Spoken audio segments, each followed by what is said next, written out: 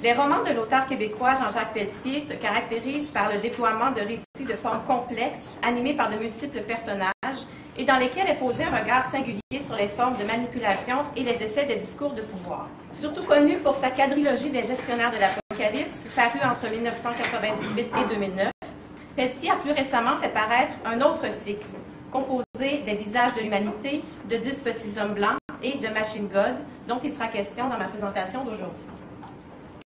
Ce nouveau cycle repose, somme toute, sur les mêmes préoccupations générales que celles qui animaient les romans précédents, notamment le terrorisme et l'environnement. De même, dans les deux cas, Pelletier s'intéresse au progrès scientifique, à l'évolution de l'informatique, ainsi qu'aux médias et à leur transformation. Les 3 derniers romans de l'auteur comportent toutefois une particularité par rapport aux précédents. En effet, plutôt que d'intercaler dans le récit des extraits d'articles de journaux ou de reportages télévisés, par exemple, comme c'était le cas dans le cycle des gestionnaires, Pelletier incorpore plutôt à leur trame narrative des courriels, des textos, des entrées de blog, des statuts et commentaires Facebook et des tweets. La production de Pelletier, qui a toujours accordé une place fondamentale au discours médiatique, s'ouvre ainsi à l'exploitation des nouvelles possibilités narratives offertes par les récents dispositifs d'échange numérique.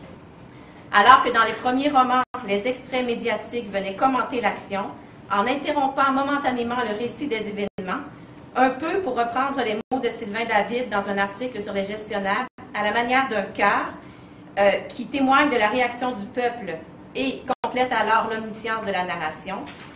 L'ouverture aux médias sociaux dans le dernier cycle romanesque met en scène de nombreux internautes qui, de manière individuelle et presque anonyme, interagissent pour produire l'événement tout autant que pour donner leur avis sur celui-ci.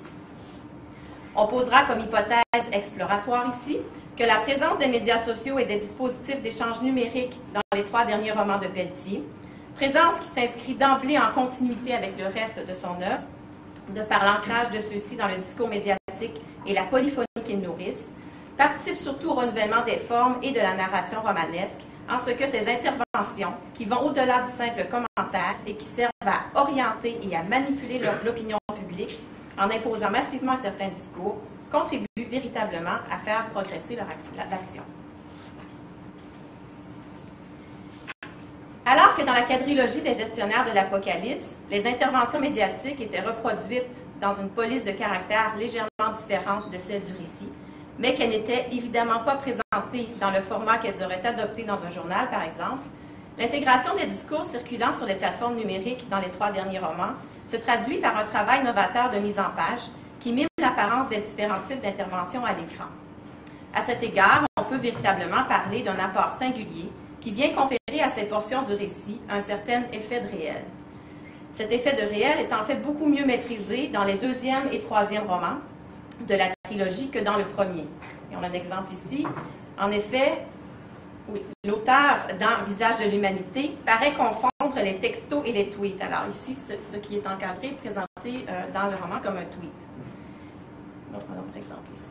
Alors, outre l'absence du hashtag, caractéristique de la plateforme de Twitter, on remarque que l'échange de messages constitue en fait un dialogue de nature privée entre 2 individus qui partagent des renseignements devant de vrais secrets, ce qui ne correspond pas du tout, évidemment, aux usages du réseau social qui est prétendument employé. Or, dans les 2 romans suivants, l'utilisation des médias sociaux est largement mieux maîtrisée. Par exemple, dans 10 petits hommes blancs, on voit apparaître l'interface de logiciels de messagerie instantanée lorsque sont reproduits les échanges de SMS entre les personnages. On voit ici évidemment les phylactères de couleurs différentes selon les interlocuteurs. Mais là, évidemment, là, oui, c'est ça. Les messages d'un même individu qui s'alignent à l'écran. Finalement, toutes les particularités matérielles visuelles rattachées à l'échange de textos sont reproduites sur la page du roman. Dans Machine God, ce sont plutôt les échanges Facebook et les fils Twitter qui se multiplient. On voit apparaître encore, comme sur la plateforme du média social, le statut, le moment où celui-ci a été publié, les j'aime, le fil de commentaires que l'intervention a suscité. Alors, on constate l'innovation formelle des romans de Pelletier qui ne se contentent pas d'évoquer les médias sociaux, mais qui en reproduisent le formatage singulier, formatage qui nous rappelle dès lors que certaines règles balisent les interventions qui sont produites sur ce type de plateforme. On y reviendra plus tard. Donc, comme le souligne Sylvain David dans l'article sur les gestionnaires de l'Apocalypse cité précédemment, Pelletier a toujours conçu des intrigues où des personnages qui, de prime abord, n'ont absolument rien en commun, se voient poussés par les circonstances à interagir et à collaborer. L'idée de mise en réseau est ainsi continuellement présente chez l'auteur et sa récente exploitation des réseaux sociaux pourrait être envisagée dans cette perspective comme le prolongement de ce qui a été amorcé dans le reste de l'œuvre. La diffusion efficace et à grande échelle d'informations et de rumeurs dans les réseaux sociaux repose sur ce que Ronald Burt, en 1992, a appelé les trous structuraux du réseau. Ceux-ci renvoient à l'importance stratégique de l'absence de relations dans la structuration des réseaux sociaux que la notion de lien faible, proposée par Mark Granovetter dans les années 70, avait déjà mise au jour. C'est justement sur les liens faibles, c'est-à-dire sur les liens entretenus sans charge émotive ou affective entre des individus qui évoluent dans des cercles autres que les leurs et qui sont ainsi susceptibles d'avoir accès à des informations différentes de celles que l'on reçoit, plutôt que sur les liens forts, les liens d'amitié ou familiaux, que repose la diffusion la plus efficace et la plus répandue d'une information. Autrement dit, comme le rappelle Merkley, ce sont les liens faibles, ceux donc qui ne sont pas transitifs, qui procurent aux individus des informations qui ne sont pas disponibles dans leur cercle restreint. Dans les 3 plus récents romans de Pelletier, c'est précisément sur la multiplication de ces liens faibles, notamment par l'intermédiaire de chatbots qui s'immiscent dans les communautés ou cercles numériques, que repose, comme on le verra, la progression de l'intrigue. En effet, si les échanges de courriels et de textos entre 2 personnages miment les dialogues qu'on pouvait retrouver dans les romans précédents, les conversations, commentaires, idées qui alimentent les conversations Facebook et les fils Twitter introduisent pour leur part des précisions sur les liens entretenus entre les individus et sur les événements qui marquent l'actualité. Ces statuts ou tweets jouent ainsi un véritable rôle dans la progression de l'intrigue et dans la résolution de l'enquête qui se trouve au cœur de chacun des récits. Tantôt produits par des personnes réelles, tantôt générés par des robots, comme je viens de le mentionner, ils déclenchent en effet une véritable polyphonie qui fait progresser l'action. Le personnage de Victor Prose, qui réfléchit aux moyens d'inclure la rumeur publique dans la forme narrative, résume bien le phénomène dans 10 petits hommes blancs. Tout en prêtant une attention distraite aux conversations qui l'entouraient, Prose se demandait de quelle façon il aurait pu les intégrer dans un roman. C'était une idée intéressante d'inclure la rumeur publique. Une solution consistait à intégrer des dialogues de foule tels qu'on pouvait les entendre, par exemple, dans un café. Des échanges entre des personnages qui n'avaient rien à voir dans l'histoire, à part le fait de faire partie du décor, de peupler les lieux publics. Tout cela résulte en un monologue collectif, plus ou moins organisé, qui fait monter l'attention générale. L'important ici est moins les personnages dans leur individualité que l'ensemble de ces figures dans leur interaction. Voyons de quelle manière cela se traduit plus concrètement dans chacun des 3 romans. Les visages de l'humanité reposent sur une double intrigue. D'un côté, un personnage de riche excentrique, Adrian Kilmore, collectionne des visages prélevés sur des cadavres en une allégorie grotesque car incarnée de la plateforme Facebook. De l'autre, un consortium d'acteurs des domaines politiques et économiques crée une vague d'attentats afin de manipuler l'opinion publique, tout en instrumentalisant les cadavres qui servent les pulsions créatrices de Kilmore. La seconde trame narrative vise essentiellement à dénoncer la collusion entre médias, publicité et terrorisme. L'utilisation des médias sociaux dans ce roman reste tout de même relativement limitée. Les personnages reçoivent de nombreux tweets, mais comme je l'ai évoqué, ceux-ci sont visiblement confondus par l'auteur avec des textos à destination privée, puisqu'ils consistent en des messages échangés entre 2 individus. Les personnages ont par ailleurs une opinion défavorable de Facebook qui exige, je cite, la confession quotidienne, si possible en direct. Et ils préfèrent plutôt communiquer de façon cryptée par l'entremise d'un site du Dark Web qui n'est ni répertorié ni indexé par les moteurs de recherche pour éviter d'être infiltré par des agences de renseignement. On remarque aussi qu'il y a quelques échanges de courriels, mais qui restent très cérémonieux, et qu'il est fait mention de forums Internet, de blogs, de chroniques de journalistes, de groupes Facebook, mais que ceux-ci ne sont pas cités de manière extensive, ne contribuant pas directement dès lors à la progression de l'action. L'accent est encore mis sur les médias traditionnels. Cependant, si l'exploitation des nouveaux médias se révèle peu concluante dans le visage de l'humanité, il y a à la toute fin une ouverture sur ce qui viendra dans le roman suivant, alors qu'un des personnages rappelle que l'influence des médias traditionnels s'effrite et que la nouvelle stratégie à adopter consisterait à profiter davantage des possibilités offertes par les médias sociaux. La nouvelle dirigeante attaqua la présentation du projet pilote. Saharabia Media va prendre un virage réseaux sociaux plus marqué. Nous allons favoriser un journalisme d'intervention. Il ne suffit plus de répercuter les buzz dans nos médias, il faut les créer. C'est la seule façon de les maîtriser et de les exploiter au mieux. En conséquence, nos journalistes vont constituer des groupes d'intervention sur Twitter, Facebook, sur les blogs les plus influents dans leur domaine. Le nom donné par l'auteur au consortium médiatique en question, croisement révélateur entre un désert de la pensée, Sahara, et un discours qui tourne à vide, Charabia, est révélateur de tout le mal qu'il pense de l'entreprise ainsi mise en œuvre. Dans 10 petits hommes blancs, le second roman du cycle, Kilmore revient sous une autre identité, Ilmorek. L'intrigue repose en grande partie sur une expérience de manipulation des médias et de l'opinion publique réalisée par Ilmorek par l'exploitation des réseaux sociaux. Par ailleurs, l'ensemble des échanges sur dispositifs numériques est plus conforme à l'usage normalement mis en œuvre sur chacune des plateformes. Par exemple, les échanges de messages textes, comme on l'a vu plus tôt, ne sont désormais plus présentés comme des tweets.